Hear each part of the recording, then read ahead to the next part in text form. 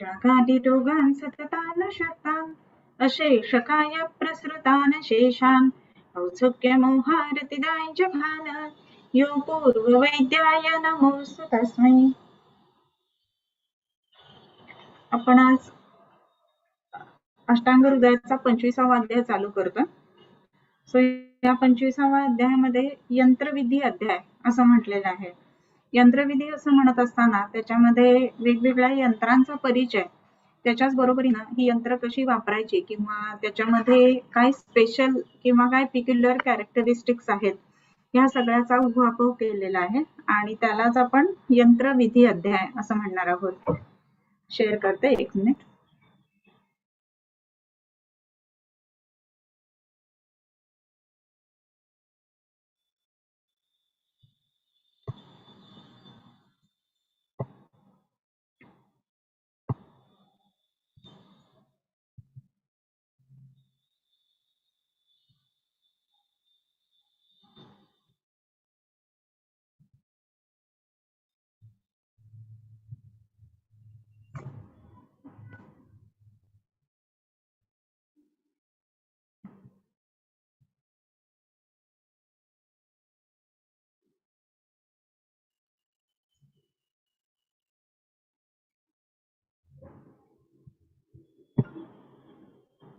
पहिला श्लोक. अथा तो यंत्रविधिम अध्यायम व्याख्यास्यामः इति स्माहुरात्रेयादयो महर्षयः. नानाविधानां शल्यानां नानादेशप्रबाधिनाम् आहर्तुम् अभ्युपायो यः तद् यंत्रम यच्च दर्शने. यंत्राची व्याख्या आहे हे. आहर्तुम उपायो असं म्हटलेलं आहे, म्हणजे याचा हे वेगवेगळे जे शल्य आहेत त्याच्या आहरणाचा जो उपाय आहे तर त्या उपायाला आपण म्हटलेलं आहे की शल्य. आणि ते शल्य जे आहे तर ते काढण्यासाठी म्हणून ज्याचा उपयोग होतो तर ते म्हणजे यंत्र. परंतु हे काढत असताना पाहण्यासाठी विशेष करून म्हणून यच्च दर्शने असं म्हटलेलं आहे, ते पण आपण लक्षात घ्यायला पाहिजे. मग आता या ठिकाणी आपल्याला हे बघत असताना नानाविधानां शल्यानाम याचा अर्थ काय? नानाविध प्रकारच्या शल्यांचा. कशी आहेत ही शल्य?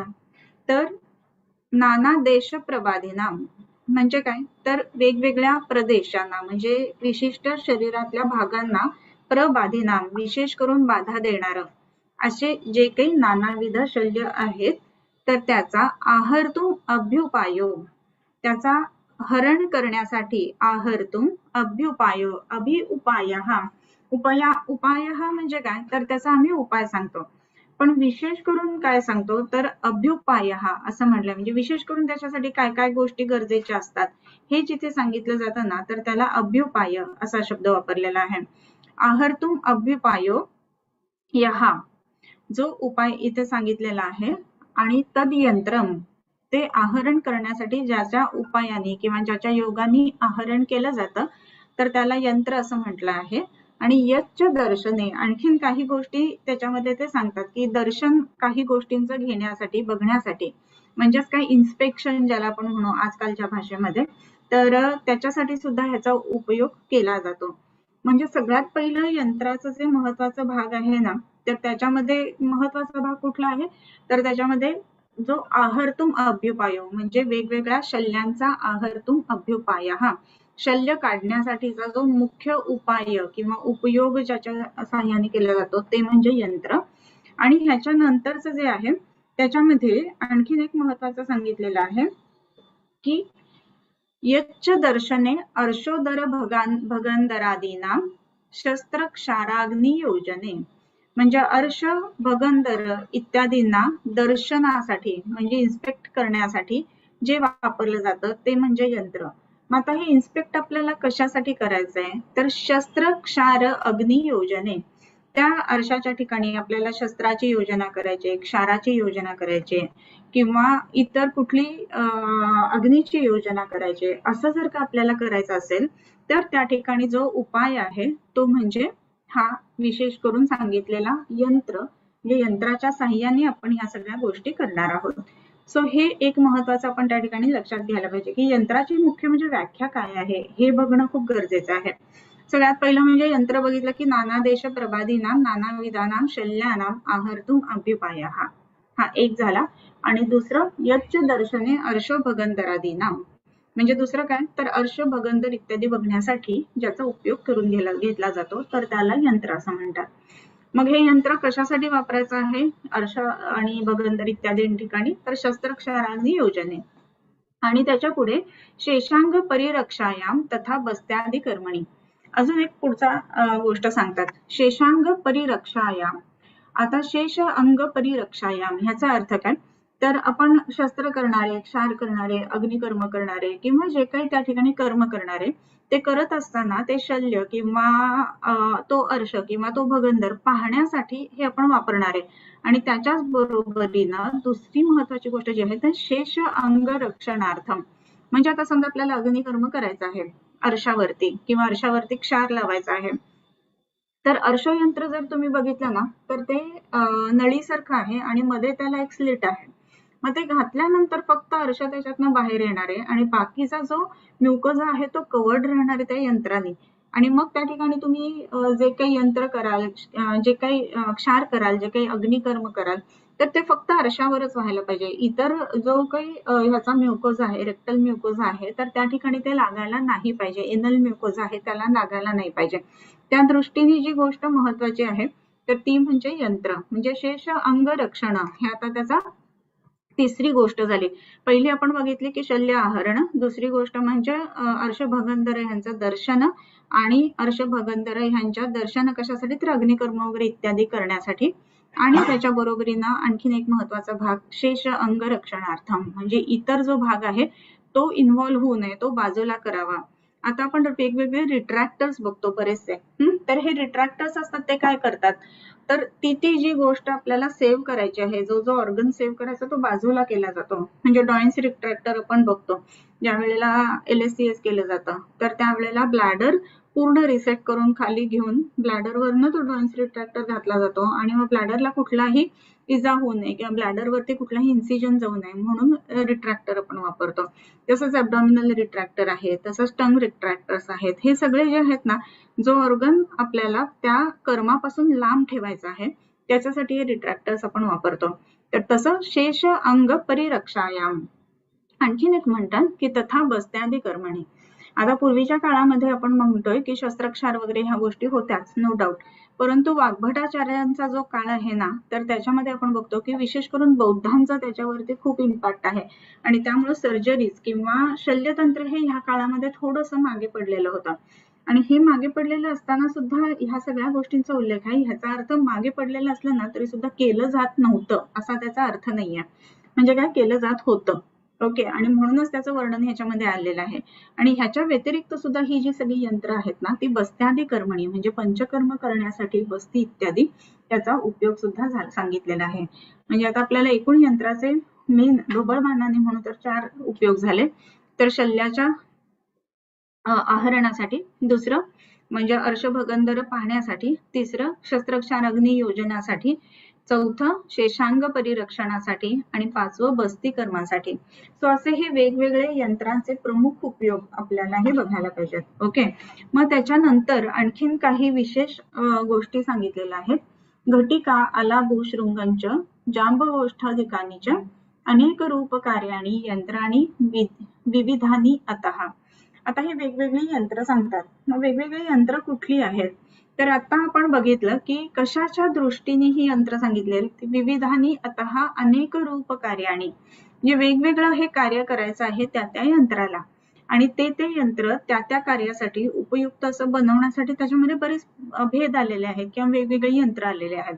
मग हे भेद कोणकोणते आहेत मग त्याच्यामध्ये आता आपण वरती बघतो घटिका, आलाभू, शृंग आणि जांबगोष्ठ. जांबगोष्ठ शलाका म्हणून आपण जे बघतो ते. याच्यामध्ये घटिका घटी यंत्र जसं असतं तसं, आलाभू विशिष्ट प्रकारचा भोपळा की जो आतून पोकळ आहे, शृंग हे सगळे जे यंत्र आहेत ते बस्त्यादी कर्मणी याला जोडून घेतलेलं आहे. म्हणजेच वेगवेगळे आपण घटिका, आलाभू आणि शृंग हे जर बघितलं तर रक्तमोक्षणासाठी वापरतो आणि हे रक्तमोक्षणासाठी वापरत असताना वेगवेगळे प्रकार हे रक्तमोक्षणाचे आलेले आहेत. आणि आदि कर्मणी, बस्ती आदि कर्मणी असं म्हणत असताना आदि कर्मणीमध्ये आदि नाम मग बस्ती, वमन, विरेचन, नस्य, रक्तमोक्षण हे सगळे आले. मग त्याच्यामध्ये काय काय वापरलं जातं तर घटिका, लाभू, शृंग विशेष करून रक्त मोक्षणासाठी आणि जांबवोष्ठ देकानिच असे जे म्हटलेलं आहे ते अग्निकर्मासाठी. जांबवोष्ठ शलाका जी आहे तर ती विशेष करून आपण अग्निकर्मासाठी वापरणार आहे. म्हणजे अनेक रूपकर्माणी अशी जी वेगवेगळी कर्म करण्यासाठी यंत्र आहेत तर त्यांचं सगळ्याचं वर्णन आता या अध्यायामध्ये आपण बघणार आहोत. ओके, सो यंत्रांचं वर्णन बघत असताना त्याचं कार्य काय आहे, त्याच्यानुसार त्याचा साईज किंवा त्याचा आकार किंवा त्याचा तल म्हणजे ज्याला ब्लेड म्हणतो तर ते किती आहे, ह्या सगळ्या गोष्टी त्याच्यावरती ठरतील. ओके, विकल्प कल्पयेत बुद्ध्या यथा स्थूलम तू वक्षते. म्हणजे ह्या सगळ्या गोष्टींचा विकल्प करून म्हणजे विचार करून कल्पयेत बुद्ध्या आपापल्या बुद्धीने आपण वेगवेगळे इन्स्ट्रुमेंट सुद्धा बनवू शकतो. यथा स्थूलम तू वक्षते, यथा स्थूल म्हणजे broadly these are divided into असं म्हणून आता पुढे सांगतो असं. ओके, सो तुल्याने कंक, सिंह, वृक्ष, काक आदी मृग पक्षीणाम मुखैहि मुखानी यंत्राणाम कुर्यात तत्संज्ञकानीच. आता वेगवेगळ्या संज्ञा या यंत्रांना दिलेल्या आहेत. मग ह्या कुठल्या संज्ञा तर मृग पक्षीणाम संज्ञकानीच. मृग आणि पक्षी, मृग म्हणजे वेगवेगळे प्राणी आणि पक्षी यांच्यावरून ही नावं दिलेली आहेत. मग आता ही जी नावं आहेत ना ह्याच्याही पेक्षा तुम्ही वेगवेगळी यंत्र बनवू शकता तुमच्या बुद्धीने, परंतु काही स्थूल मानाने म्हणजे आपण ज्याला ब्रॉडली काय म्हणतात व्हिज्युअलाइज किंवा ब्रॉडली आपण ह्या ठिकाणी आपण बघू शकतो असं. तर कंक, मुख, मुखैहि मुखानी यंत्राणाम असं म्हटलंय म्हणजे प्रत्येकाच्या मुखाच्या आकारानुसार ही यंत्र बनवलेली आहेत. मग ह्याच्यामध्ये कशी तर कंक मुख, कंक म्हणजे कावळा, कावळ्याच्या तोंडाप्रमाणे.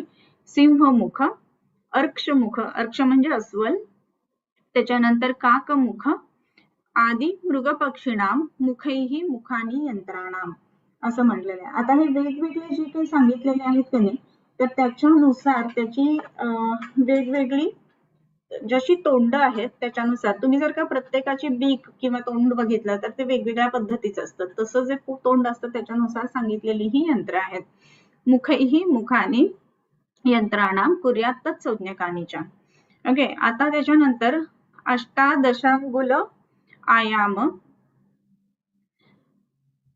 दशांगुल आयामानी आयसानीच भूरिशः. आयस नाम पोलाद किंवा आपण ज्याला लोखंड म्हणतो तर ही विशेष करून लोखंडाची असतात. आता हे लोखंड जे आहे ना ते सुद्धा जे गंजणार लोखंड आहे तसं नाही, MS ज्याला म्हणतो ना ते म्हणजे आयस बर का. तर त्या पद्धतीने म्हणजे न गंजणाऱ्या लोखंडापासून ही बनवली जातात. आणि ही किती अंगुळ लांब असतात तर साधारणपणे 18 अंगुळ, अष्टादश अंगुलानी असं म्हटलंय. तर साधारणपणे पकडायला जेवढी लेंथ आणि आपल्याला काम करायला जेवढा एरिया पाहिजे आहे त्याच्यानुसार अष्टादश अंगुल म्हणजे 18 अंगुळ लांब असणारी आणि अयसानीच्या भूरिशः विशेष करून अयस म्हणजे लोखंडाची असणारी अशी असतात. आणि मसुराकार पर्यंतही कंठे बद्धानी कीलकैही, मसुराकार अशा पद्धतीचा कंठे बद्धानी कीलकैही म्हणजे कंठ जो आहे म्हणजे कुठलंही ज्या वेळेला इन्स्ट्रुमेंट आपण बघतो तर त्यावेळेला त्याचं एक ब्लेड असं आणि दुसरं ब्लेड क्रॉस होतं कात्रीसारखा, त्याचा मध्ये जो खिळा असतो त्याला कीलक असं म्हटलेलं आहे.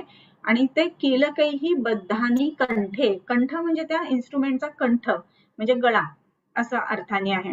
आता हे ज्या वेळेला इन्स्ट्रुमेंट कुठलेही आपण बघतो तर ज्या वेळेला असं कात्रीसारखं आहे तर हे पूर्ण 18 अंगुळ लांब आहे आणि त्याचा मध्य किंवा कंठापाशी ते खिळ्याने ते बद्ध आहे म्हणजे दोन ब्लेड सेपरेट होणार नाहीत त्याचे अशा अर्थाने.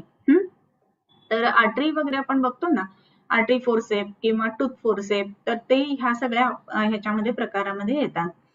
त्याच्यानंतरचं जे म्हटलेलं आहे विद्या स्वस्तिक यंत्राणी मूले अंकुश नतानीच. ही जी आहे ती स्वस्तिक यंत्र, याचा अर्थ स्वस्तिक म्हणजे काय तर क्रॉस असणारी म्हणजे प्लस या आकारामध्ये असणारी. जर आपण ओपन केली ही यंत्र तर ती ओपन झाल्यानंतर क्रॉस होतात राईट, कात्रीच्या आकाराची जी असतात ती, म्हणून या सगळ्यांना स्वस्तिक यंत्र असं म्हटलेलं आहे. आणि त्याच्या मूले अंकुशतानीच असं म्हटलंय, त्याच्या मुळाशी अंकुश असतो म्हणजे काय मूलभागी वाक असतो म्हणजे त्याला पकडता येतं आपल्याला ज्याला आपण ग्रिप म्हणतो तसं असतं. याचा अर्थ अंकुश म्हणजे तुम्ही बघितलेलं असेल की ज्याला आपण गळ म्हणतो किंवा गोल केलेलं असतं. आता ही कात्री असते, कात्रीच्या ठिकाणी हा मधला जो कीलकैहि बद्धानी असं म्हटलंय आणि त्याचा एक एंड जिथे आपल्याला ग्रिप हवी आहे तर तिथे ते गोल केलेलं असतं, राईट. म्हणजे त्याला ग्रिप असते, ज्याला आपण हँडल म्हणू तर असं असतं. आणि असं असल्यामुळे ते योग्य पद्धतीने आपल्याला पकडता येतं. सो ही यंत्राची एक सर्वसामान्य रचना झाली स्वस्तिक यंत्राचे. आता ह्या स्वस्तिक यंत्रामध्ये सुद्धा तैहि दृढैहि अस्थि संलग्न शल्या हरणम इष्यते. आता असं केल्यामुळे काय होतं तर ते दृढ पकडून अस्थि संलग्न शल्य सुद्धा आपल्याला हरणम इष्यते बाहेर काढता येतं. आता कसं आहे ना की आपल्याला एखादी गोष्ट एखाद्या ह्याच्यातून काढायची आहे, शल्य आहे तर ते आपल्याला बाहेर काढायचं आहे. असं जेव्हा होईल तर त्यावेळेला त्याला कॅच असला पाहिजे, म्हणजे तो पुढे त्या शल्याला पकडल्यावरती ते शल्य सुटलं नाही पाहिजे. ते पकडल्यानंतर ते जे इन्स्ट्रुमेंट आहे ते सावकाशपणे बाहेर आपल्याला काढता आलं पाहिजे. ते काढण्यासाठी त्याला प्रॉपर ग्रिप पाहिजे आणि म्हणून अंकुशवत म्हणजे ते पाठीमागे त्याला गोल आपण हँडल केलेलं असतं ना, कात्रीला जसं ग्रिप असते तर तशा पद्धतीनं ही स्वस्तिक यंत्र जी आहेत तर ती केली जातात. आणि ह्या स्वस्तिक यंत्रांचा उपयोग विशेष करून अस्थिगत शल्य किंवा कुठलंही शल्य आहरणासाठी असं आपल्याला वापरता येत असतं. सो इथपर्यंत ही सगळी स्वस्तिक यंत्रांची रचना सांगितली. ओके. त्याच्यानंतर कीलबद्ध विमुक्ताग्रौ संदंशो षोडशांगुलौ त्वक सिरास्नायू पिशित लग्न शल्य अपकर्षण. आता ही जी आहे ती संदंश यंत्र असं म्हटलेले आहेत. संदंश यंत्र म्हणजे कसे तर त्याचा आता जी आपण लास्ट बघितली ती स्वस्तिक यंत्र बघितली की जी आपल्याला अशी कात्री प्रमाण आहेत आणि मध्ये कंठाच्या ठिकाणी बद्ध कील आहेत. आता ही जी संदंश यंत्र आहेत ना तर ती कशी आहेत तर ती फोरसेप्स सारखी आहेत. मग त्याच्यामध्ये कीलबद्ध आणि विमुक्त अग्र असं म्हटलंय, म्हणजे अशा टाईपचे. एका ठिकाणी ते कीलानी बद्ध आहे आणि हे जे आहे ते विमुक्त अग्र आहे, म्हणजे आपण हा फोरसेप असं पकडतो ना त्या पद्धतीनं त्याचं काम होतं. सो हा अग्र आहे तो विमुक्त, म्हणजे त्याला काही पकड किंवा त्याला काहीही कशाने हे केलेलं नाही, म्हणजे स्वस्तिक आकारामध्ये नाही आहेत. पण ही संदंश यंत्र ही अशी फोरसेप टाईप मध्ये आहेत. ओके. कीलबद्ध विमुक्त अग्र. त्याच्यानंतर संदंश षोडशांगुलौ. ही संदंश यंत्र किती अंगुळ असतात तर ही साधारणपणे 16 अंगुळ लांबीची असतात. आणि ही संदंश यंत्र विशेष करून त्वक सिरा स्नायू पिशित लग्न शल्य अपकर्षण. आता कसं आहे ना की संदंश यंत्र म्हणत असताना फोरसेप्स आपण म्हणतोय, तर हे जे फोरसेप्स आहेत तर ते काढत असताना जर थोडस आणखीन डीप असेल तर आपल्याला स्वस्तिक यंत्रच लागणार आहे, म्हणजे त्याला ग्रिप चांगली पाहिजे. पण थोडस वरती असेल तर त्या मानाने ग्रिप कमी असताना सुद्धा आपल्याला त्या योग्य जागेतून काढता यावीत यासाठी त्वक सिरा स्नायू पिशित म्हणजे मांस ह्या ठिकाणी असणार शल्य, त्वचेच्या ठिकाणी असणार, सिरेच्या ठिकाणी असणार, स्नायूच्या ठिकाणी असणार आणि मांसाच्या ठिकाणी असणार शल्य अपकर्षणासाठी या संदंश यंत्रांचा आपल्याला उपयोग होतो. ओके. त्याच्यानंतरचं जे सांगितलेलं आहे त्याच्यामध्ये षोडशांगुल अन्यहा हरणे सूक्ष्म शल्य उपपक्ष्मणाम. आता आणखीन एक प्रकारचं इथे संदंश यंत्र सांगतात, ते सुद्धा 16 अंगुळच आहे, पण ते कशासाठी वापरलं जातं हरणे सूक्ष्म शल्य काढण्यासाठी. पक्ष्मणाम, पक्ष्म म्हणजे ज्या वेळेला आपल्याला डोळ्यांचा जो केस आहे तर त्या ठिकाणी असणारं शल्य, म्हणजे विशेष करून युकालिक्षा जशा असतात तर त्याप्रमाणे असणाऱ्या ह्या ज्या लिक्षा वगैरे काढण्यासाठी वापरल्या जातात तर त्याला हा वेगळा सूक्ष्म शल्य काढण्यासाठी जे वापरलं जातं, विशेष करून पक्ष्मणाम म्हणजे डोळ्यांच्या पापण्यांच्या केसांच्या ठिकाणी असणारं जे शल्य आहे ते काढण्यासाठी हाच संदंश यंत्र जो आहे तो षडंगुल हा अन्य हा असं म्हटलंय, हा वेगळ्या प्रकारचा आणि 6 अंगुळ लांब असणारा. आता डोळा जो आहे तर डोळ्याच्या ठिकाणून आपल्याला हे शल्य बाहेर काढायचं आहे, बरोबर. आणि असं करत असताना आपल्याला फार लांब ह्याची गरज नाहीये तिथे, मग तो छोटा हवाय कारण की त्याला आपल्याला काम करायला तेवढी योग्य पद्धतीची जागा हवी म्हणून. आणि म्हणून तो 6 अंगुल असणारा सूक्ष्म शल्य बाहेर काढण्याच्यासाठी असा महत्वाचा असा हा वेगळ्या प्रकारचा अन्य हा संदंश हा यंत्र हा.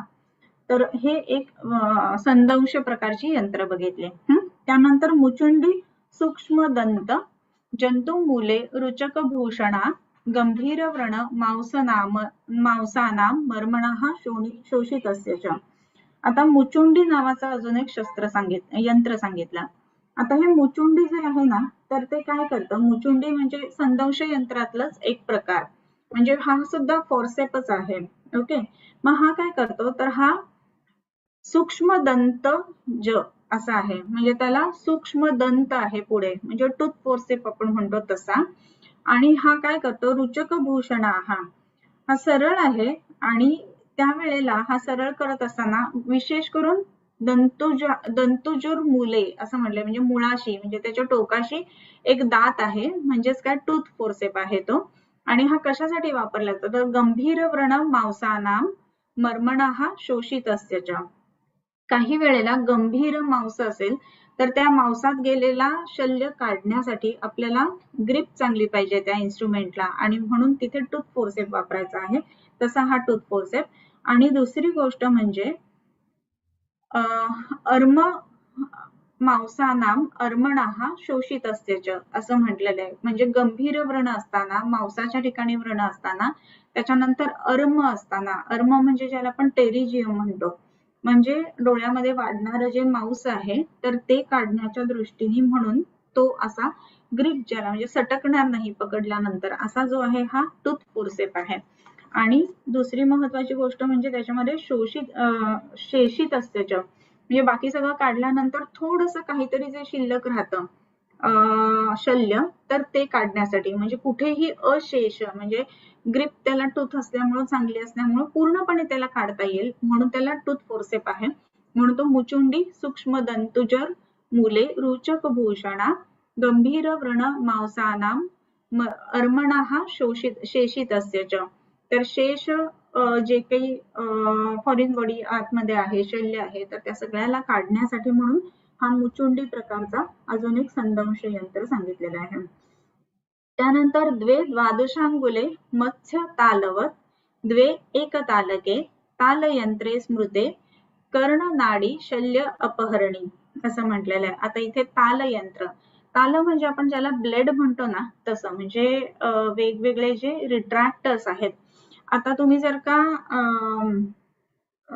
टंग डिप्रेसर बघितलेला असेल तर टंग डिप्रेसर अशा टाईपचा असतो, आणि त्याला हे एक लॉंग, म्हणजे पृष्ठ खूप चांगलं असतं, त्याच्यामध्ये सपाट पृष्ठ असणं, सपाट पृष्ठ याला ताल असा अर्थ आयुर्वेदामध्ये किंवा ह्या ग्रंथांमध्ये घेतलेला आहे.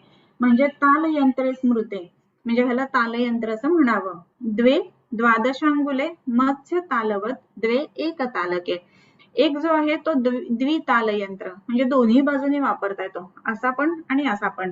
सो या बाजूनी आणि या बाजूनी ह्याचा नंबर वेगवेगळा असतो, म्हणजे हा छोटा असेल तर हा मोठा असतो, सो असाही वापरता येईल, असाही वापरता येईल.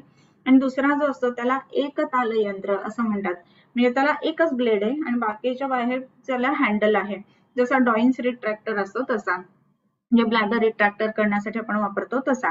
तर हा जो एकताल आणि द्विताल यंत्र हे जे आहेत तर ते कशासाठी वापरले जातात, तर विशेष करून कर्ण नाडी शल्य अपहरणी, कर्ण शल्य अपहरणी, कानात गेलेलं शल्य बाहेर काढण्यासाठी किंवा नाडी शल्य काढण्यासाठी. आता नाडी म्हणत असताना कसं आहे की कानामध्ये जात असतो ना, तर त्यावेळेला तुम्ही बघितलेलं असेल की इयर रिट्रॅक्टर जो असतो तसा यू शेपची पिन असते तशी असते, आणि पुढे त्याला दोन ब्लेड्स असतात. मग ते पिन सारखं आत घालायचं, ते ब्लेड एक्सपांड होतात, म्हणजे आपल्याला ते व्यवस्थित दिसतं आणि मग शल्य आपल्याला काढून घेता येतं. सो या पद्धतीचं जे आहे तर ते तालयंत्र, आणि ते किती अंगुळ, तर 12 अंगुळ लांब असावं असं म्हटलेलं आहे. आता ही यंत्र म्हणत असताना कसं आहे ना की आत्ताची आपण जी आधुनिक वापरतो यंत्र, तर त्या यंत्रांचा रेफरन्स दिल्याशिवाय हे शिकवणं थोडंसं कठीण जातं, कारण नुसतंच व्हिज्युअलाइज नाही होऊ शकत. हे ऍटलिस्ट तुम्ही बघितलेले आहेत यंत्र, तर मग ती कशा पद्धतीची असतील याचा विचार आपल्याला करता येत असतो. याच्यानंतरचा जो आहे त्याच्यामध्ये द्वे दशांगुले मत्स्य तालवत, हा एक शब्द सांगायचा राहिला, मत्स्य ताल. मत्स्य ताल म्हणजे मासा जो असतो, तर त्या माशाच्या जर तुम्ही शरीर बघितलं असेल तर त्या शरीरावरती ज्या पद्धतीनं सरफेस असतो तर तशा पद्धतीचा सरफेस असणारा, मग त्यामध्ये काही वेळेला तो रफ केलेला आहे, कारण की तो पकडावा किंवा त्याच्यामध्ये व्यवस्थित ग्रिप यावी त्या दृष्टीने, म्हणून मत्स्य तालवत असा तो सांगितलेला आहे. त्याच्यानंतरचा जो प्रकार आहे यंत्राचा, त्याच्यामध्ये नाडी यंत्राणी. नाडी यंत्र म्हणजे ज्याच्यामध्ये आतमध्ये होल आहे, जसे पाईप्स असतात ना तशा पद्धतीची असणारी ती नाडी यंत्र. सुशिराणी अनेक एकमुखानीच स्रोतोगतानां शल्यानां आमयानां च दर्शने. आता नाडी यंत्र म्हणत असताना अर्शोयंत्र जे आहे की आपण प्रोक्टोस्कोप म्हणतो, तर ते ह्याच्यामध्ये येऊ शकतं, किंवा इवन आपण जो बस्तीसाठी नलिका वापरतो ती नाडी यंत्रामध्ये येते. त्याच्यानंतर काही विशिष्ट हे आहेत की ज्याच्यामध्ये आपण सक्शन करण्यासाठी वापरतो, तर ते नाडी यंत्रामध्ये येईल. सक्शन ट्यूब्स असतात तर त्या नाडी यंत्रामध्ये येतील. मग ही नाडी यंत्र कशी आहेत, तर नाडी यंत्राणी सुशिर म्हणजे आतमध्ये पोकळी असणारी, त्याच्या सुशिराणी अनेक मुखानीच्या, काही एक मुख असतात आणि काही अनेक मुख, म्हणजे एका बाजूला बंद असणारी किंवा दोन्ही बाजूला ओपन असणारी. आणि ही कशासाठी वापरली जातात, तर स्रोतोगतानां शल्यानां आमयानांच्या दर्शने. स्रोतोगत शल्य पाहण्यासाठी. आत्ताच्या जर का परिस्थिती आपण बघितली ना, तर सगळे जे स्कोप आहेत ना, थोडक्यात म्हणजे ते नाडी यंत्रामध्ये घेतले जातात. आता हिस्टेरोस्कोप आहे, आतमध्ये पूर्ण सुशिर आहे म्हणजे पोकळी आहे, तो आत टाकला जातो आणि आतल्या सगळ्या गोष्टी युटराइन कॅव्हिटीच्या बघितल्या जातात. तसंच प्रोक्टोस्कोप आहे की जो प्रोक्टोस्कोप आत टाकला जातो, त्याच्यानंतर त्याचा जो हे आहे आतला तो काढून घेतला जातो आणि आतले अर्शयंत्र म्हणजे अर्श बघण्यासाठी वापरला जातो, त्यालाच अर्शयंत्र असंही म्हटलं जातं.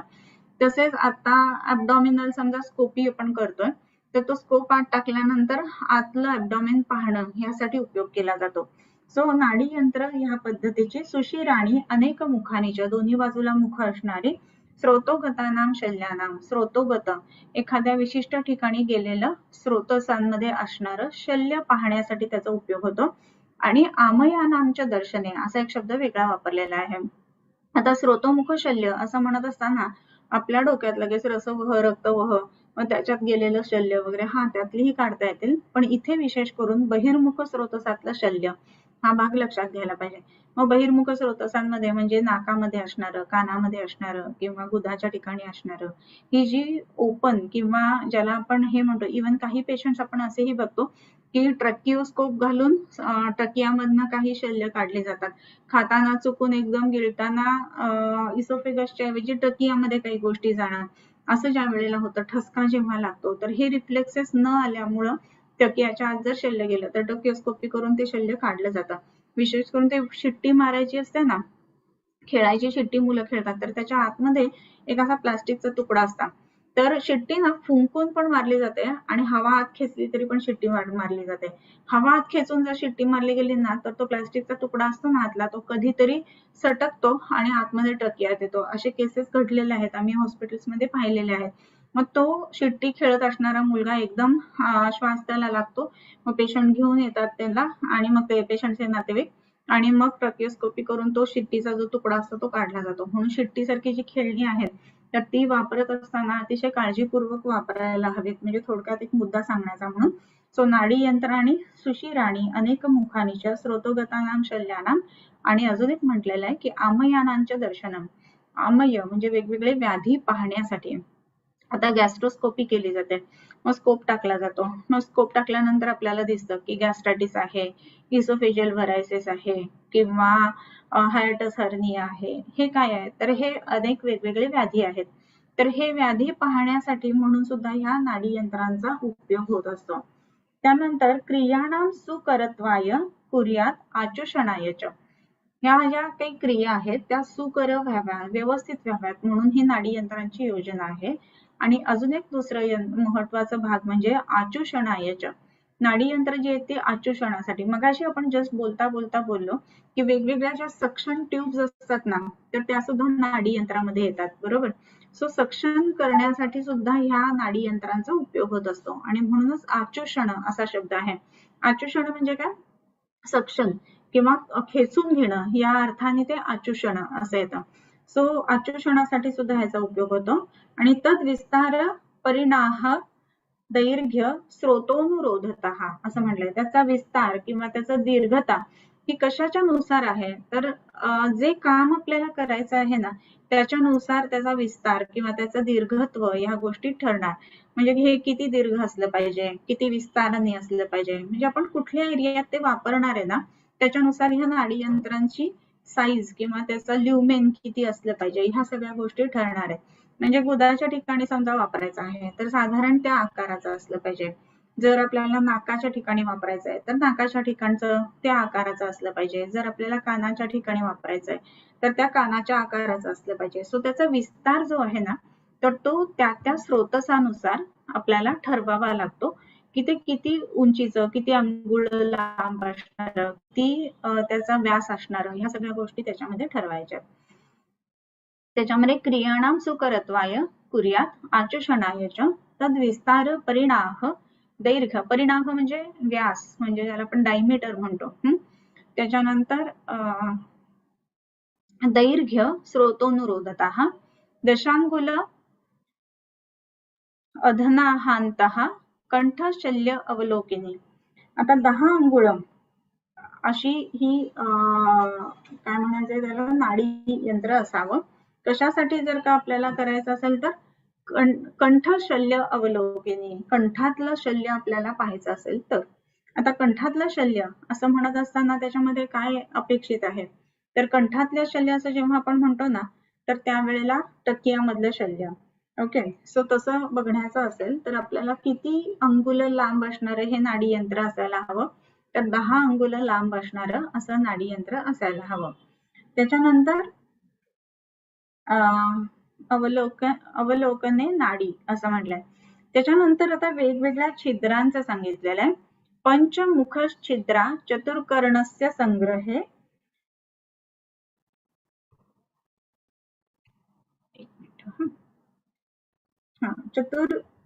चतुर्कर्णस्य संग्रहे वारंगस्य द्विकर्णस्य त्रिछिद्रा तत्प्रमाणतः असं म्हटलेलं आहे. आता हे म्हणत असताना म्हणजे आपल्याला हे किती छिद्रांचं हवंय. चतुष्कर्ण वारंग. वारंग म्हणजे बाणाचा दांडा जो असतो ना, जे खेचलं जातं, बाण असतो पुढे आणि त्याचा जो खाली मागे जी शेपूट असते त्याची बाणाची, तर त्याला वारंग असं म्हणतात. तर चतुष्कर्ण हा 4 कर्ण असणारा, म्हणजे मागची जी शेपूट असते ना ती 4 कर्णिका. कर्णिका म्हणजे एलिव्हेशन्स ज्याला म्हणू असे असणारा. तर त्याच्यासाठी आपल्याला बघत असताना ते नाडी यंत्र जे आहे तर ते कसं असलं पाहिजे, तर आपल्याला चतुष्कर्णस्य संग्रह हे पंचमुख छिद्रा, 5 मुख छिद्र असणारं हे नाडी यंत्र असायला हवं. आणि वारंगस्य द्विकर्णस्य, द्विकर्ण वारंग असताना म्हणजे त्या बाणाचं शेपूट जे आहे ते फक्त 2 मध्ये जर का डिवायडेड असेल तर ते जर का आपल्याला बघायचं असेल तर त्याच्यामध्ये त्रिछद्रा तत्प्रमाणतः 3 छिद्रांचं आपल्याला असलं पाहिजे. म्हणजे ते बाण म्हणजे विशेष करून शल्य जी आहेत ना तर पूर्वीच्या काळांमध्ये बाणांच्या स्वरूपामध्ये असायचे, कारण की युद्ध जी आहेत ना ती धनुष्यबाण किंवा भाला या गोष्टी घेऊन खेळली जायची म्हणजे खेळवली जायचे. तर आता हा बाण जर का आत गेलेला असेल तर त्याला आपल्याला बघायचं असेल आणि तो द्विकर्ण वारंग असेल किंवा चतुष्कर्ण वारंग असेल तर मग त्याच्यासाठी चतुष्कर्ण असेल तर 5 छिद्रांचं नाडी यंत्र पाहिजे, द्विकर्ण असेल तर 3 छिद्र, 1 छिद्र एक्स्ट्रा पाहिजे असं त्यांनी म्हटलेलं आहे. ओके, सो आताच्या काळामध्ये आता ह्या गोष्टी कशा लावून घ्यायच्या ना तर ते आपल्याला बघायला हवं, कारण की त्या काळामधले युद्ध, त्या काळामधले टेक्निक्स ते वेगवेगळे होते. वारंगस्य द्विकर्णस्य त्रिछद्रा तत्प्रमाणतः वारंगकर्ण संस्थानात दैर्घ्य अनुरोधतः. आता ते वारंगकर्ण म्हणजे काय की त्या बाणाचं जे काही मागची दांडी आणि शेपूट आहे तर ते जे आहे तर त्याचं साईज किती आहे त्याच्यानुसार आपल्याला ही नाडी यंत्राची जी हे करायची रचना करायची त्याची दीर्घता म्हणजे त्याची लेंथ त्याच्यावरती अवलंबून असावी.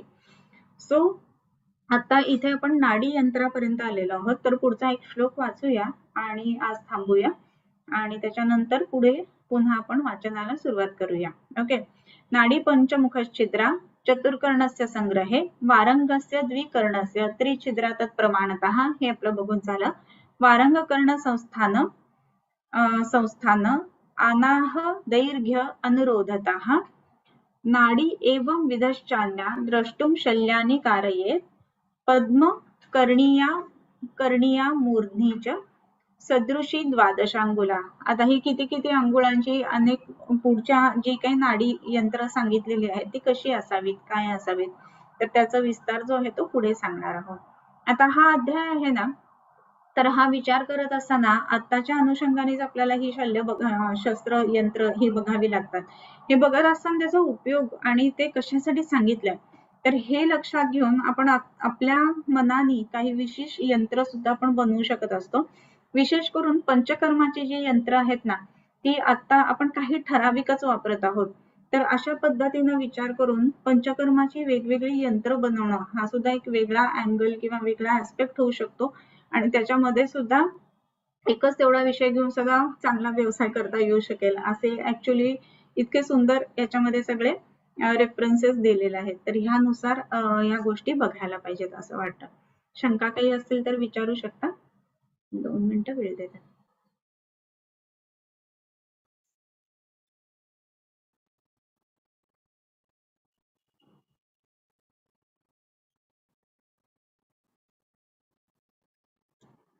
ठीक आहे. आजचा विषय कदाचित असा असल्यामुळे शंका बरेच जणांना नाही आहे.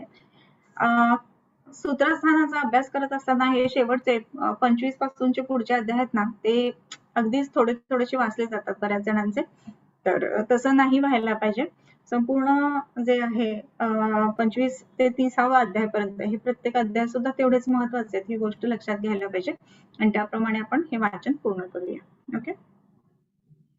किंबहुना तुमचे केले धर्म कीर्तन हे सिद्धी गेले तेथ माझे जुरले पायिकपण आता विश्वात्मके देवे येणे वाग्यज्ञे तोषावे तोषोनी मज द्यावे पसायदान हे जे घळांची व्यंकटी सांडो तया सत्कर्मी रती वाढो भूता परस्परे पडो मैत्र जीवांचे दुरितांचे तिमिर जावो विश्वस्वधर्म सूरे पाहो जो जे वांछील तो ते लाहो प्राणी जाता वर्षत सकळ मंगळी ईश्वर निष्ठांची मांदियाळी अनवरत भूमंडळी भेटतो भूता चला कल्पतरूंचे आरव चेतना चिंतामणींचे गाव बोलते जे अर्णव पियुषांचे चंद्रमेजे अलांछन मार्तंडचे तापहीन ते सर्वाही सदा सज्जन सोयरे होतो किंबहुना सर्व सुखी पूर्ण होनी तिही लोकी भजिजो आदि पुरुषी